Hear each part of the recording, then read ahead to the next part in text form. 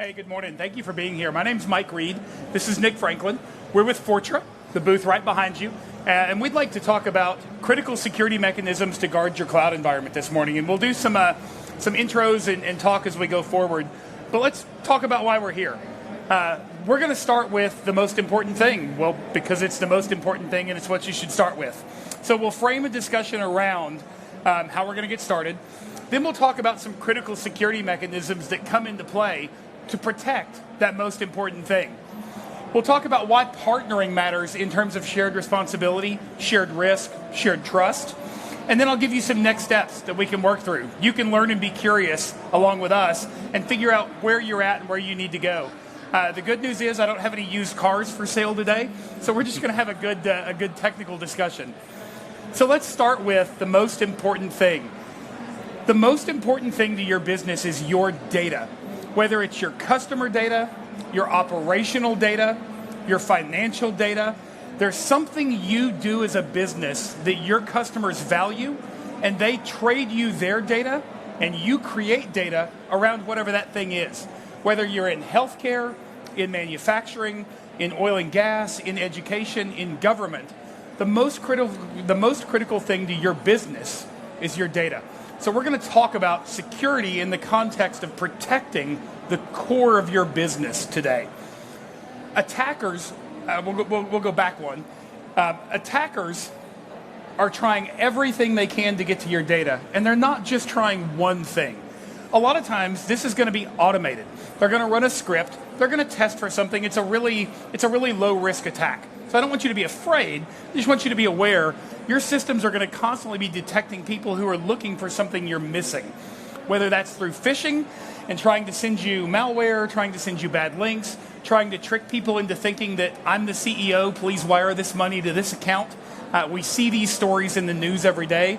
They're looking for ways to be successful, whether it's finding a vulnerability, whether it's tampering with an API in your application, whether it's going after your credentials, trying to steal them from GitHub repositories or do credential stuffing or looking on the dark web for reused passwords. The focus here is somebody who wants to get to your data is going to try everything they can to get to it. So just protecting one avenue isn't enough. So let's talk about some of the critical security mechanisms that are in play. As I said, data is the core of your business. It's the most critical thing that we want to guard. So from a security perspective, instead of thinking from the outside in, what happens when somebody tries to get into my environment to get to the data, we should really flip that thought and think about, I should start with, what data do I have? What is it? How is it classified? Where is it? Is it social security numbers? Is it credit card numbers? Is it personal health information? What do I have? Where does it live? And what am I doing with it? Setting a good data perimeter in AWS parlance and giving data an identity, just like I give an application or a person an identity so that I can set policies and set roles to protect it. But not only what data do I have, where does it live? What's it in? What kind of infrastructure am I running that allows me to store and access that data? And do I have the right controls on that infrastructure and the right guardrails, the right service control policies, the right permissions boundaries to be able to protect the databases and the data analytics tools and the data streams that access that data? And then there's the applications that I build on top of that data. And everybody thinks application first, but really application third. Data, infrastructure, application. Do I know and have I finally tuned the permissions that application has to access data? And not just all my data, but specific data. This app needs access here. Or if this app is accessing it, it needs to automatically filter or hide certain fields in that data. Column level permissions, row level permissions. From an application perspective, I need to think, what is the use case? And what would an attacker look for to get the data? Paul Vixie from the Office of the CISO made an interesting comment at an event last night. An attacker knows the value of your data because once they get it, they can go buy a Bugatti. You don't know the value of your data if you protect it because it never got out. So, two completely different mindsets. And then once I've got the application, there's the edge. How am I protecting what accesses that application? When I think about firewalls, when I think about API gateways, when I think about all of the tools that go into what is someone doing to try to access the application that gets to the data from my infrastructure? That's what's inside my environment.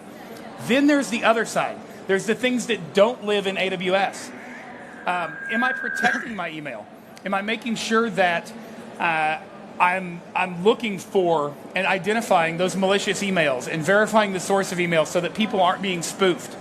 Am I doing security training so that my people understand from a culture of security perspective, anytime I open up a company asset, I'm responsible for security on that asset. I'm responsible for doing things in a secure manner.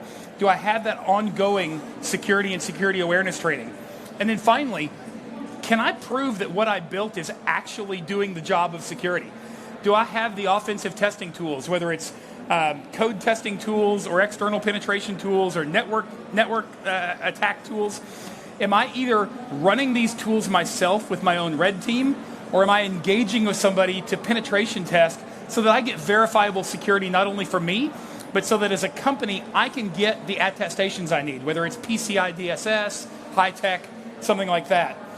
Nick, Fortra has kind of taken an interesting approach to this because not only do we offer data, not only do we offer security services, we actually manage security on behalf of customers. So we have responsibility for customer data. What's our approach to layered security look like? Yeah, thanks, Mike. So really, there's this can be distilled down into three parts. There's unification, there's standardization, and there's harmonization.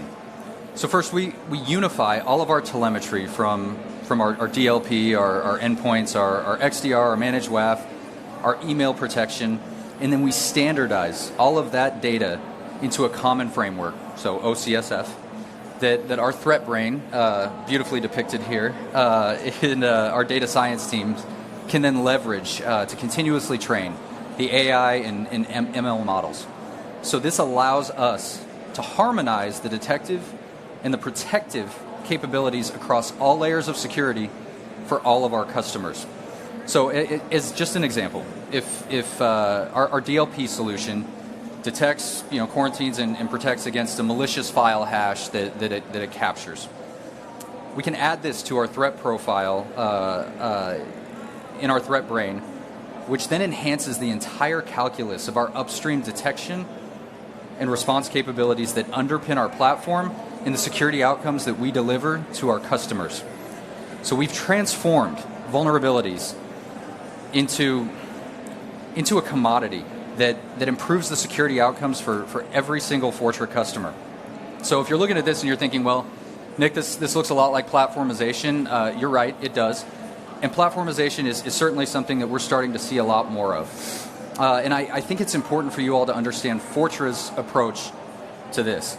So we're looking at real-world situations to develop real-world solutions, or said another way, we're building preventative controls that lead us to being able to deliver powerful and substantial, ever-evolving protective outcomes. So security does not have to be a barrier to your business development. So if you're working toward a project or a goal and security is what you're stuck on to go to the next level, Fortra can provide you with verifiable outcomes that can get you unstuck and that can move you forward. So Nick, you said verifiable. Can anybody speak to that? I'm glad you asked. I brought friends by way of a two-dimensional slide. So, to quote a large financial services company that we've partnered with in this, we want more intelligence from Fortra. We, financial institutions, all partner with the FBI, and we want this to be part of the work we do with them. A Fortune 500 tech company, Fortra is great at strategy. We want to talk with you about building our zero trust strategy on your platform. Large EMEA distributor we work with, we love the platform and we want to be early adopters.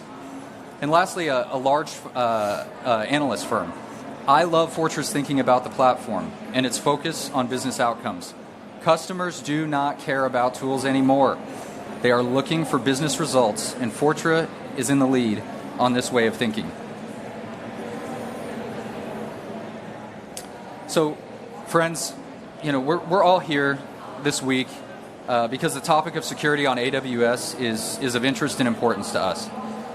Here's the unfettered truth from somebody who's worked adjacent to AWS in customer-facing and alliance roles for almost the past decade. The truth is AWS cares deeply about security. Surprise. But listen, it's adamant that its customers and its partners care about it as well. So this is why AWS has program validations that security partners like Fortra can pursue. Things like the security ISV competency, things like the level 1 MSSP program. An organization that is leveraging AWS to support their applications and their business in any way that is going to be looking into security, which should be all,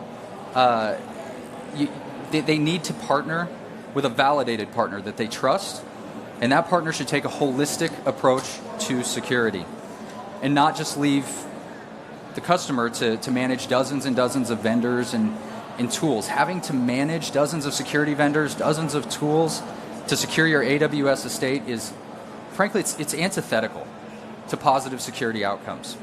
Mike, you want to talk more about what this looks like from our viewpoint?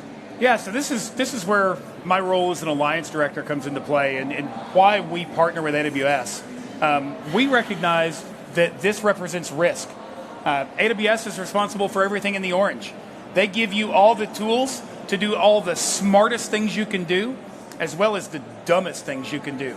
And you're going to make mistakes. As you build out in AWS, you're going to do it the wrong way. You're going to fail fast, and then you're going to fix it, and then you're going to refine it, and you're going to grow.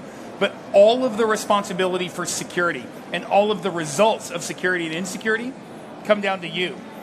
But let's look how partners can change this calculus. As you grow, and as your estate grows, whether it's your data, your apps, your infrastructure, your networking, the platform, as you grow out horizontally, you're gonna accept more risk. You're gonna have more security controls.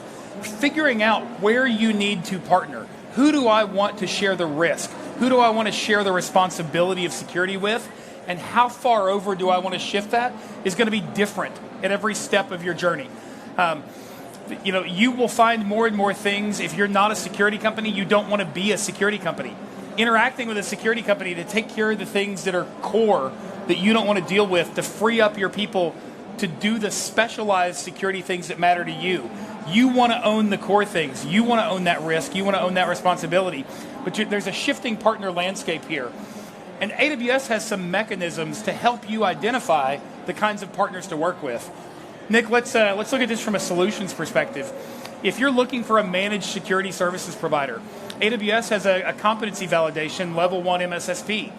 That means that company has been validated not only for their software, but for their approach to managed security. So as you're thinking about who can I help me run my security operations, you should be looking for people with the level 1 MSSP security competency. Same thing around things like managed WAF. We have a managed WAF product.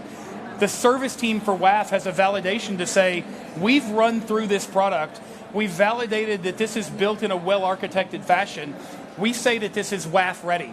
So if you're an AWS WAF customer, we have validated that this partner's solution works with AWS WAF. It doesn't mean everybody else's doesn't. It means they haven't committed to the testing and validation at the level that AWS is going to expect of us to get this badge. So let's be clear. This is a badge. It doesn't guarantee anything, but it gives you an idea that a company is interested in working with AWS to prove that they have a security outcome. Same thing for things like data loss prevention. There's a managed security software. In the SMB space, there's the SMB security software competency. You want to look at who does AWS identify as partners who have stepped up to be validated. Now let's be clear. AWS isn't recommending these partners, and they're not telling you that they've done end-to-end assessments. They're not guaranteeing anything, but they're saying this partner has stepped up and submitted their solution against our bar, and it meets the bar to be validated. So it's a minimum set of recommendations. So as you're thinking about who do I partner with, and you identify, do I need help in core security, application security, data security, edge security? Am I an SMB customer, a financial services customer? You should look to find partners who are aligned with AWS in that space.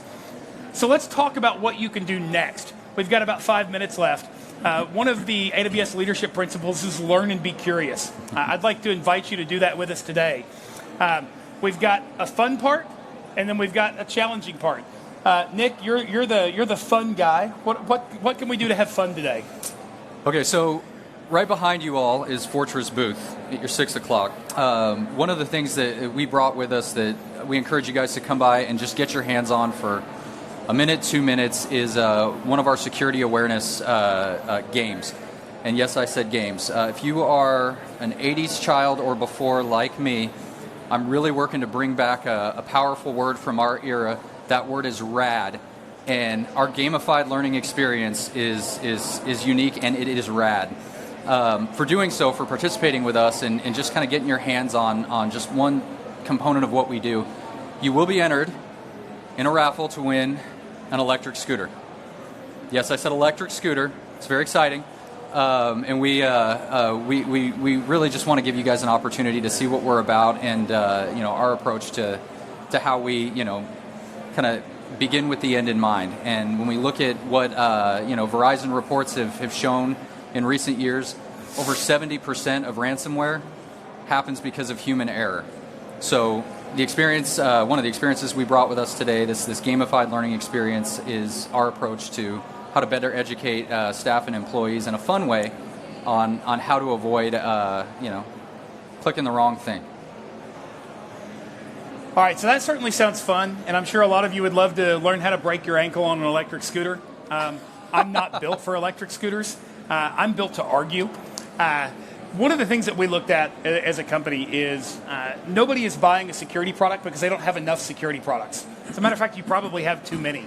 So instead of focusing on products or solutions, we like to talk about outcomes. And we talk about outcomes in two different ways. And if you look at our booth later, you'll see that's our content. And so this is a representation of what's on the booth. So this is representational data of a typical month in our managed security environment. What we're doing with customers, whether it's email, XDR, MDR, DLP, managed WAF. And we've got some outcomes. And I love to be challenged around these because another AWS leadership principle is be right a lot. It doesn't mean I have to be right. It means I have to know how to find what's right. And so that we do that through challenging each other in discussions. A great example, we scanned almost 5.5 million emails in a typical month. You probably don't care that we scanned 5.5 million emails if most of them are not threats. That doesn't have any benefit to you as a customer. But what does have benefit is what we can drive out of that. Out of those 5.5 million emails, we identified 263 fraudulent bank accounts that were being used as the recipient of whatever phishing attempt or whatever takeover attempt. We report those to Interpol. They're flagged as being used in financial crimes, and they're shut down by the representative banks. So we're able to actually share that information with agencies and do takedowns. We were able to specifically identify 4,001 individual spammers or their organizations. And again, work with all of the right block lists and organizations to prevent spam and report those. And that's in a month. Almost 28,000 phishing site takedowns. When you get a URL that somebody's WordPress has been compromised and they've added a link onto the end of it, being able to respond back to the owners of those domains and request takedowns. So 5.5 million emails, not really an outcome for you. 263 bank accounts, 4,000 scammers, and 28,000 takedowns in a month. We are reducing the number of places that attackers can come from. Same thing on indicators of compromise, on files, on vulnerabilities. We were recently named as a CNA, so now Fortra can issue CVEs as we find vulnerabilities. We don't want to keep those in-house. We don't want to hide them. We want to share them, and that means if any of our competitors pick up on those vulnerabilities and add them to their database so their product works better, fine. We care about security. We have an approach. Our outcome is security, and our desire is to be your ally in your security journey. So that's it. That's what we have today. Like I said, I'd encourage you to come play games. Gamification and the way that we're doing security awareness training matches what you're seeing for new entrants in the workplace. Nobody has time to read a Word doc or watch a 30-minute video they can't skip through and take a 3-question quiz. Let's do it in bites that I can do while I'm waiting on flights in the airport. And then come challenge me on our numbers. Come talk to me about the outcomes you expect and what you can expect from Fortra.